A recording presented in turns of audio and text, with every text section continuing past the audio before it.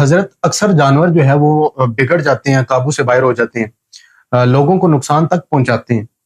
اور کنٹرول میں نہیں آتے، بے قابو ہو جاتے ہیں. تو ایسے موقع پر جانور کو گولی وغیرہ مار دیں، جان سے مار دیں، تو کیا یہ درست عمل ہے؟ یہ میں نے جس آپ کو پہلے بھی کہا تھا کہ ذبح کی دو صورتیں ہیں، کہ ذبح اختیاری، جی، جس طرح اپنے ہاتھ سے ذبح کرنا، ٹھیک ہے.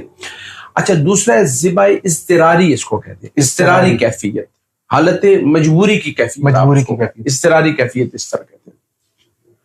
اب اضطراری کیفیت یہ ہے کہ مثلا جانور اس حد تک جنون میں ہے کہ وہ آپ کو قریب نہیں آنے دے رہا، جی، بے قابو ہوا ہے، بے قابو ہو گیا اور نقصان بھی پہنچانے کا خدشہ ہے. جی جی، یا جانور بھاگا ہے، وہ کسی کنویں میں گر گیا ہے یا کسی ایسی جگہ گر گیا ہے کہ اگر اس کو وقتی طور پر اگر کوئی زخم نہ پہنچائے گا تو وہ مر جائے گا، مردار ہو جائے گا. تو اس صورت میں فقہائے کرام نے ذبح اضطراری کی کیفیت کو بیان کیا ہے کہ اگر آپ اسے کوئی چھری دور سے مار دیں جس سے اس کا خون نکل جائے، بہہ جائے، ٹھیک ہے نا، یا اسی طرح آج کل شوٹ کے گولی وغیرہ وہ مار دیں، اگر گولی وغیرہ مار کر اسے ایسی جگہ پر مارا جائے جہاں سے وہ گر جائے، بے بس ہو جائے، پھر فوراً اس پر اختیار پا کر اسے چھری سے ذبح کرنا چاہیے تو وہ جانور حلال ہو جائے گا. تو وقتی طور پر اسے کسی چیز کے ذریعے بھی اپنا زخم پہنچانا وہ شرعاً ذبح اضطراری قابو میں لانے کے لیے جائز کر سکتے. ٹھیک ہو گیا.